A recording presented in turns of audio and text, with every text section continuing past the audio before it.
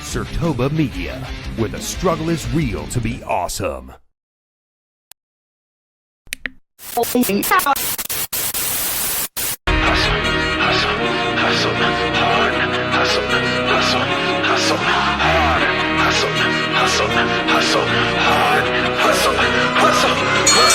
push that weight to get that dough, but I don't break cause I've been broke. If ain't no pain, then ain't no growth. To keep it 100, I came in to run it and bet if I had to, I'd do it again.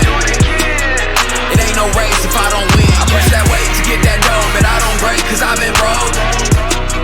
If ain't no pain, then ain't no growth. To keep it 100, I came in to run it and bet if I had to, I'd do it again. It ain't no race if I don't win. Trust I'm coming up for that top spot, coming up for that throne. Trust I'm coming up for that drop top, cool sitting on. Hey, what's good, everybody? Welcome back to another episode of The Grind. I am your host, Korrey, and we are here to talk about all things WWE. You can catch The Grind every single Saturday, 4 p.m. Eastern, right here on Sertoba Media, SIRTOBA Media, where the struggle is real to be awesome, every single Saturday, 4 p.m. Eastern. And you can catch The Grind on many different social media platforms. Those platforms will be available for you all to see at the end of today's episode. Now, let's get into what we got for today. The next PLE is here. The next PLE is here, and it is Backlash. And I mean, it's a shorter formatted card. It's 5 matches on the card. And I think that over the last year and a half, 2 years, these PLEs have been more enjoyable when the matches have had time. So, of course, today we're going to talk about our thoughts, our predictions on this year's Backlash, being that it is the final time that we see Cena at this event.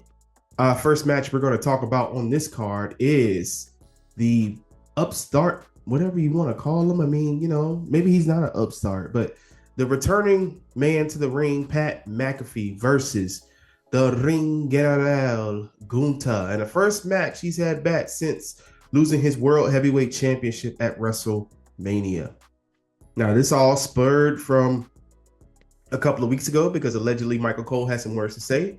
Gunther came out to address that. He didn't like it, and Michael Cole told him to his face that he wasn't the one that tapped out at Mania. We knew that was not going to go well. And then Pat tried to state on his behalf or whatnot, and he ended up getting choked out for it. Now, you know, being the stand-up guy that he is and not the chump that he is, Pat McAfee decided that he was going to stand up for Michael Cole and got himself into this match. In my heart of hearts, I feel as if Gunther is going to beat the absolute hell out of Pat McAfee. He's going to beat the hell out of him. I think Pat McAfee might have a flurry, but I don't see this match going super long. And I think that like it'll be a situation where Pat loses the match in a, you know, gutsy effort. Yippee. But Gunther is going to continue to beat the living crap out of him after the match. And I think this is going to be the return of Goldberg. We told you this was a nitro for the time capsule. Oh, brother, this guy stinks! Controversy. You gotta be kidding me. Now, I ain't got no problem with Goldberg showing back up. You know, if this is going to be his retirement, then cool. But I still will never forgive Bill Goldberg for what he did to Bray Wyatt in the field. I don't care if it was his decision or not. It sucked. He was a part of it, and I don't appreciate it. Run. But I think somebody like Goldberg is going to be returning with it being such a short kind of match card alignment. I think that like something surprising is going to happen here. So my bet is going to be on Pat trying to find a way to win, Gunther winning, and then ultimately Gunther going too far and Goldberg stepping in on the behalf of Pat the same way Pat stood up on the behalf of Michael Cole. So ultimately, Gunther wins the match, but we're going to lead into the next feud. which I think will be with Goldberg. Next match we have on the card is for the Women's Intercontinental Championship. Lyra Valkyria versus Damon Becky Lynch. I think this match can be great. It can be good. This feud is good for Lyra because, like, honestly, right now her Intercontinental Championship reign has been pretty, like, meh. It's less to be desired. And, you know, of course, Becky Lynch is coming with the star power to help uplift the younger talent. But I do believe that, you know, this title needs to be, you know, skyrocketed like they did with Seth Rollins when he, you know, first took on the new version of the World Heavyweight Championship, and they put it on his back to elevate the prestige of that title. I feel the same way for the Intercontinental Championship. And traditionally, the Intercontinental Championship has been known to be the workhorse championship. And, you know, I mean, Lyra, she puts on good matches. She's talented, but has she been a workhorse? No. So a great story behind this Intercontinental Championship can help raise the level of it. In my humble opinion, I think Becky Lynch finds a way to win, and she's going to go on a lengthy reign with this Intercontinental Championship. And just kind of giving y'all a little bit of foresight, I think it's going to lead to her and Bayley at next year's WrestleMania for that Women's Intercontinental Championship. And boy, I will sign up for that. But ultimately, I think the man finds a way to get the title off of the rookie, and she, meaning Becky Lynch, can bring some prestige to that title. Becky Lynch wins this match. Next match that is on this card, and it's kind of surprising because I don't remember it being announced, but I did miss bits and pieces of Monday Night Raw, so forgive me on that. But the next match I have on this card is Dom Mysterio defending his Intercontinental Championship against Penta. Now, this is a little weird because, like, why are they doing this? They had him do it the Monday after WrestleMania, and now he's doing this again. So something is up. And for me, I felt like Dom Mysterio winning the Intercontinental Championship at WrestleMania was the right call for what he has gone through and what he has done with his character over the last few years. And the crowd cheered for him, and I thought it was a great moment for him, a moment that he will never forget.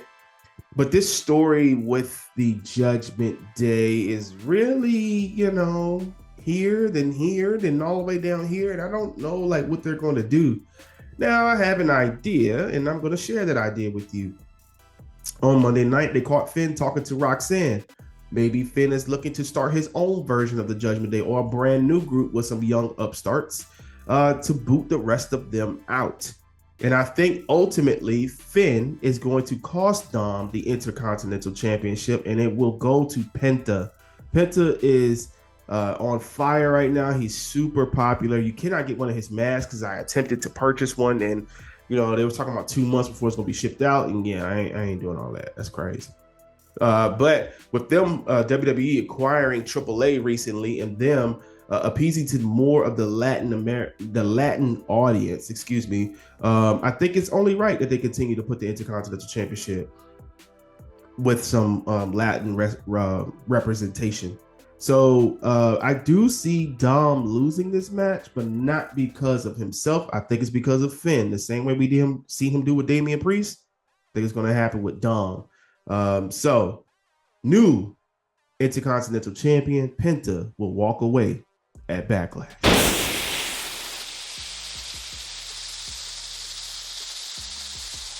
Next match on the card is a match that I think will be the match of the night, and that is Mr. Jacobfatu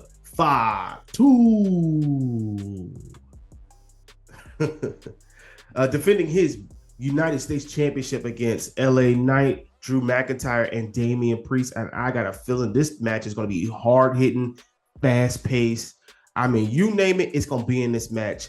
And I got a feeling it's going to be a wild one for that United States Championship. And I'm so glad WWE is investing into this level or tier of their championships, because the mid-card titles always find a way to just get tossed off to the side. And I would love to stop calling it a mid-card title. It's a championship, right?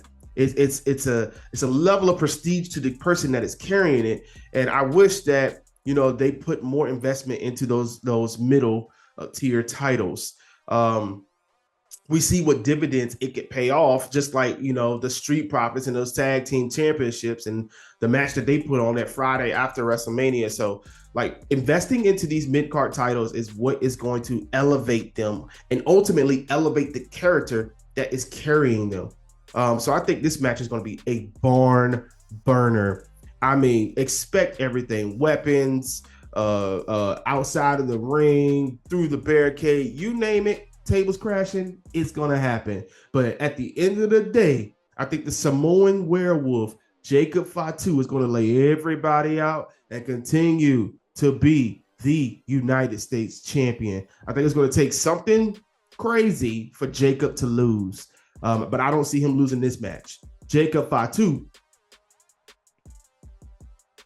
retains his championship. And final match scheduled on this card is for the WWE Undisputed Championship. Champion, Mr. I Want to Ruin Wrestling. You can't see me, man, but we can see him. John Cena defends his championship that he stole against Randy Orton. Hopefully the legend killer at this point, because John Cena then cemented himself as a legend, being a 17-time world champion. Now, I don't expect a whole lot from this match. I'll be honest with you, I don't. They're both older, and I don't want to have my expectations up to here like we were looking at 2009, 2010 John Cena. Like we're not in that era no more where Randy was a menace and Super Cena was being born or really, put in place or cemented. Like, that's not that time frame now. I will say this: John Cena, shut up. We should not hear you on the mic calling spots during this doggone match. Please don't do it. Please don't do it. Please don't do it.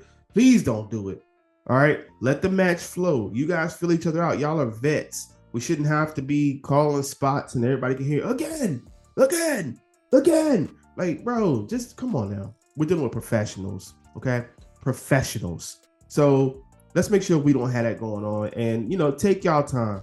Have an actual great match. I think it's going to be very similar to the greatest wrestling match of all time with Edge against Randy Orton, using each other's moves, different movesets that they've garnered over the history, things that they've, might have stolen from somebody else, mentors or other rivals, etc. But ultimately, I think John Cena, he's showing himself to be a dastardly heel at this point in his career. And I feel as if he is going to find a way to cheat and keep his title. Ultimately, this is the last time, allegedly, that we will see John Cena and Randy Orton face off for that title. So I think they continue the story with John Cena, but I need John